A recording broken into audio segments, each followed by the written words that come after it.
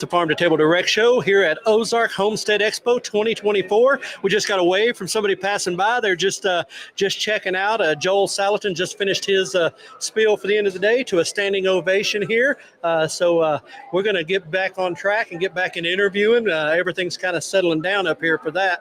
But anyway, we are here as again continuing our lives and continuing interviews, and we're here with our friend Cody Hanner that we met back several months ago, and she is from Homestead Education.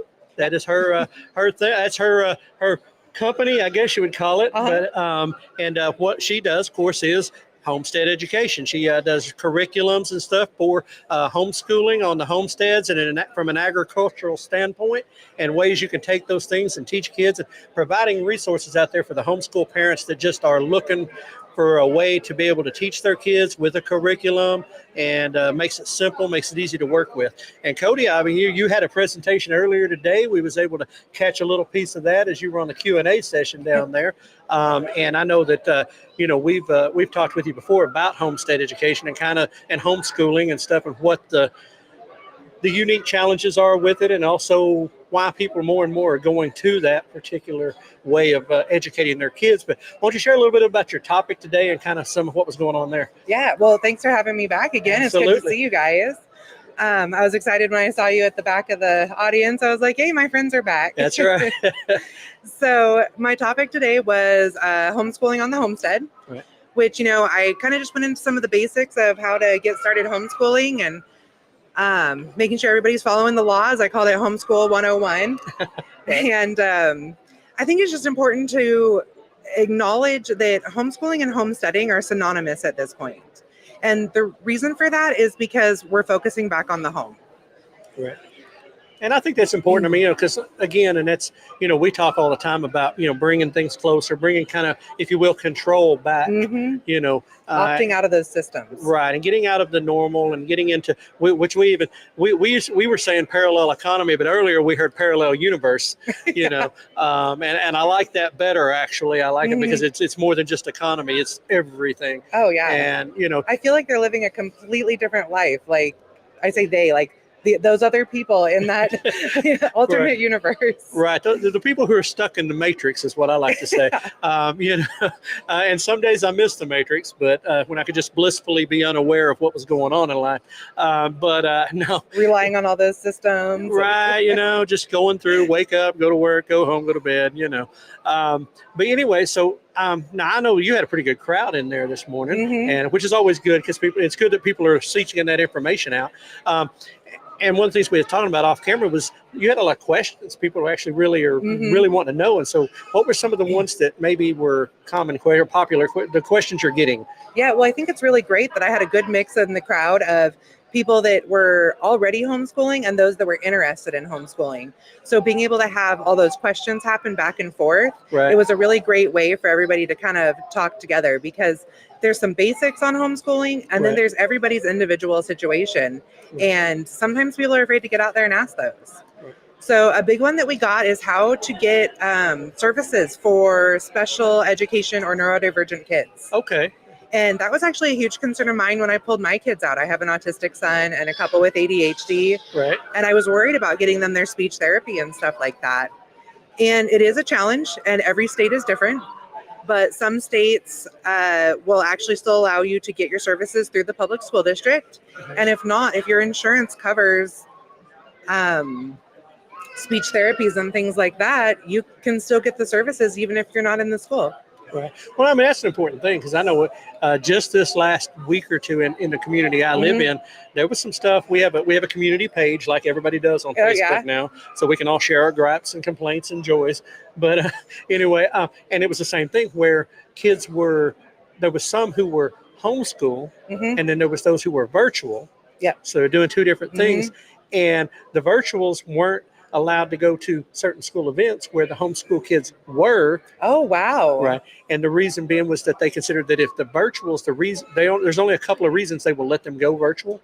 And one of them is safety of others. And they said, if it's not safe enough for them to be in school, it's not safe enough for them to be at the event. Yeah, I can understand that. So that was their stance. And boy, did it cause because they were like, well, we should be treated the same as the homeschool kids who can go to all these events and be a part of this. So it is an issue that goes on about where people are worried about what they can and can't do.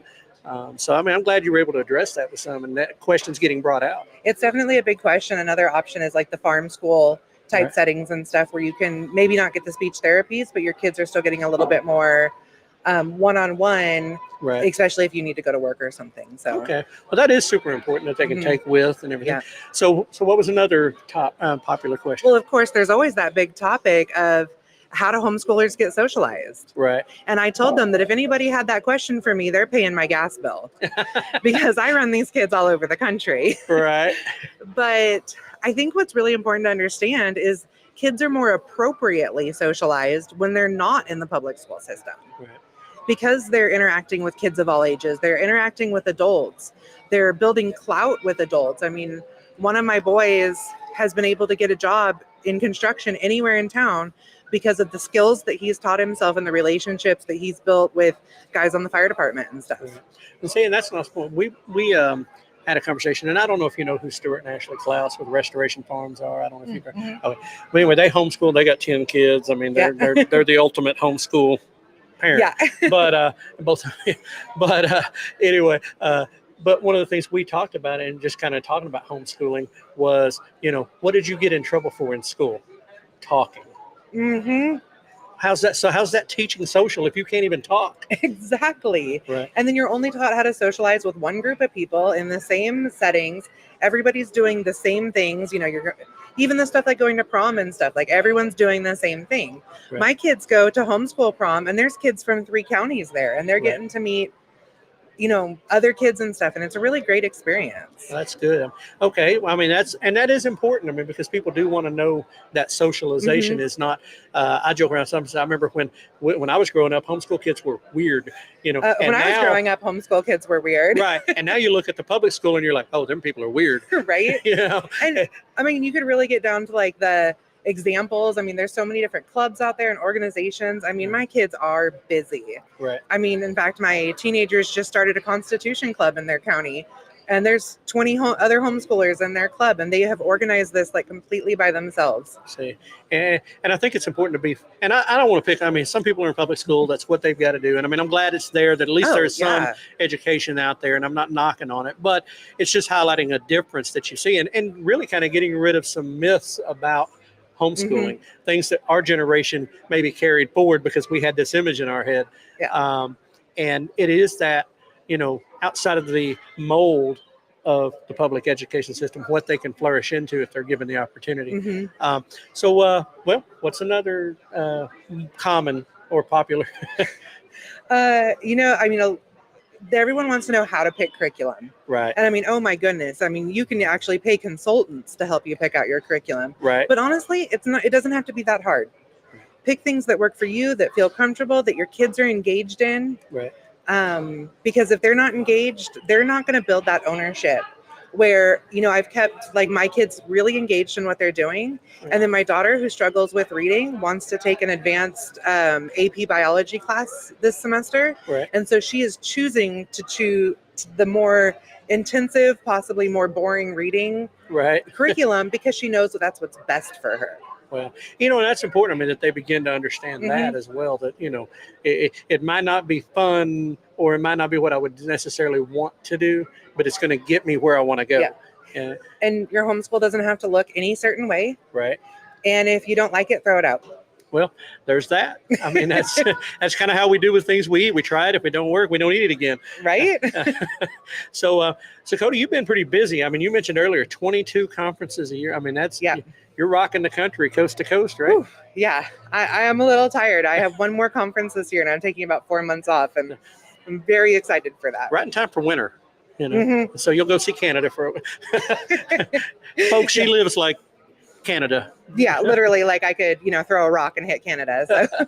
But anyway, so yeah, that's great. So you've been all around, and we'll get into here in just a minute to your new exciting news. But because you're going to these conferences and these events, how have you seen this growing? Oh man, I mean, when I decided that. Well, I went to my first Homestead conference 4 years ago. It was Homesteaders of America. And I was sitting in the audience and I turned to my husband, and I hadn't even started my business yet. And I said, I have knowledge that I can teach people, and I will be on that stage one day. And I will be there next month on stage. Right. But that was one of the only homestead conferences out there. Right. And in the last 4 years, I could literally be at some style of a homestead, homeschool, or natural food conference in every single weekend all year round and still miss some. Wow. I mean, that is a lot of growth. And So it's really exciting, but it's overwhelming. Like, we talked about Joel at the beginning of the thing. He goes to more than I do. Wow. And that is amazing because, like I said, I mean, even we have to sit there and say, okay, yeah, man, this would be great, but we can't. Mm-hmm. And so it's, and I'm excited to see that. I mean, this growth, and I mean, we've talked with other people about what they thought maybe is sparking this, but there's a lot that consider that this is just the beginning, that it's going to continue to grow. Yeah. And I mean, I'm hopeful because I mean, it's good. It's a good sign that people are out there. Well, a lot of people are saying it's another back to the land movement that might fizzle out, and that they usually last 6 years. And there's talk about that. But I think that people are waking up the most right now because we were the most asleep. Right. And that may be the case. Mm-hmm. And I know that, in talking with Joel earlier, that was his thing. He said, this is going to go on. This is different. He said, because he remembered being alive during the land movement back in the 70s and stuff, get back to the land. And he said, this is different. Mm-hmm. And so I'll take somebody who was there that remembers as an adult. I wasn't even born yet. We wasn't going there. I was too young to care. But anyway, so with that, now you're, like I said, you go to these conferences. What do you think the value of these things is for an individual that's interested? I think there's 3 things. There's education. I mean, that's technically what they come for, but the education even comes from the booth. They learn like what type of equipment they should be using and stuff, because honestly, the average person wouldn't know what they needed to butcher a chicken or something. Right. And they can come to an event like this and learn about the equipment that's there. They can learn from the people that are doing it, both the speakers and the vendors. There's a sense of community that comes with it when you're homesteading and suddenly your kids are at home and you're not working and you're just trying to grow all your own food, you kind of feel by yourself a little bit. Right. And knowing that you have a whole community out there that is doing the same thing as you and possibly make some connections that you can reach out to is really important. Right. And then the rejuvenation that you get from each one of these. Oh yeah. You leave ready to take on the world every single time. Right. And I've noticed that. I mean, we work so hard, and I'm sure you do, bouncing around. We're so hard getting ready that, it's like you get exhausted, and then you come in here and it's exhausting because you're running everywhere like we do. Yep. And then, but at the same time, you're just full of energy because of where you're at. Yeah. My husband says that he leaves every single homestead conference as a better husband, a better father, and a better Christian. That is a beautiful thing right there. Mm-hmm. To leave better than you came, and that you can't ask for anything more than that. Now, for those who don't know and haven't caught up with Cody before or haven't heard us talk about before, you've developed curriculum. So why don't you tell us just a little bit about that? So I created Homestead Science. It is the only full-year agriculture science on the market for homeschoolers. But because this movement is so big, it's getting picked up by public schools left and right, which is so exciting. Absolutely. I have stuff for preschool through high school, and it's agriculture science with a focus on small-scale farming and self-sufficiency. Right. Now, we looked at the book back in March, and I will tell you, when I told her, when I looked at the book, I said, some of us adults need this. It's like... You wouldn't believe how many adults buy it because it's so comprehensive. I mean, it's even in all my years of experience, ranching and hunting and getting my degree in agriculture and working in commercial ag and having our own homestead, there was still things that I researched to make sure that I was getting the best possible information to put into this book. So, I mean, it has just piles of information from myself and everyone else that I learn from. Right. Well, and that's important that we're able to consolidate that knowledge into one place and take that experience. Because I think that without it, we would be lost. And to be able to pass that to that next generation is even more. Oh, yeah. And our kids, they're the furthest removed from the family farm, sociologically, than any other generation has ever been. And the only way to teach them how to do that again is through this style of education. Right. And that's the big thing, is getting getting the tide turned going the other direction. Now, speaking of exciting news and speaking of new stuff, you've got a new book coming out. I do. I actually just got the proof back from the editor. It's upside down. So that is literally fresh, hot off the press. Yep. This is Raising Self-Sufficient Kids. It'll be out at the end of the month. It's an honest mom's guide to intentional parenting. Right. And it's raw and it's real, and it gives the information that I've acquired in raising our really tough kids. Right. My husband and I have a blended family, and it wasn't always easy. And we were able to take this group of kids to the point where they run our farm. They have personal responsibility. They help out in the community, and they have that like motivation to be more than just somebody who relies on the system. Well, when I was growing up, that's what we'd call a good citizen. Exactly. A good person, that's contributing, and something me and Keith say to each other all the time: let's give back more than we take. Exactly. And I think that's important. And so I'll be honest with you, I'm looking forward to it. We're going to have to find this book, and folks, I mean, that's especially your moms out there. I'm taking this is geared to moms. A little bit, but I think a few dads will get a kick out of it too. Right. We can laugh because we can remember, but yeah, so that'll be a chance. So that is, where can they find you and this book? So you can get it at thehomesteadeducation.com. That's where you can find everything. This book will be on Amazon once it's available. So you can get it there as well. But, of course, come to my website. Check me out, Right. Absolutely. So that is thehomesteadeducation.com. Are you on socials? I am. I'm on Instagram with the Homestead_education. And I'm on Facebook as the Homestead Education. Okay. So there you go. You can find her in all those places. Going to be a good read. I can almost tell. I mean, that's just, it just sounds funny. You'll get some good laughs too. And learn a thing or two, maybe. Oh yeah, that too. And that too. Yeah. But listen, no, folks, if you're looking for something, if you're needing something, you're kind of trying to figure out a direction, definitely go give Cody's website a look, give her her material a chance, read through it, see if it's right for you. And, and look forward, Cody, like I said, she does 22 events a year. There's a good chance you can find her somewhere. And I'm always there to answer your guys' questions too. So anyway, so there it is. And like I said, raising self-sufficient kids. I think we all need to be paying attention to that as parents and grandparents, of what we want this generation of kids and the next generation to be. So I think that's very important. Well, Cody, I appreciate you sharing your time with us. And thank you for having me again. As always, it's a fun conversation. And hey, we made it all the way through without having to stop. Hey, that's awesome. I mean, what did we have? 4 different videos last time? I think so, yeah. So you guys go to YouTube and check out our 4 amazing videos. That's right. You can find this video and those on the Farm2Table Direct Show. Yeah, 4-part miniseries. 4-part miniseries. That's right. It gave us our first dive into docu-series. I don't know. No, but anyway, we didn't need that. But no, it's always fun. Sitting here chatting with you and catching up. And folks, listen, this is what you get by coming to these events, is one-on-one with experts, one-on-one with people who are authors, who are out there doing this, and they're willing to give back, and they're out here to teach, and they're out here to help.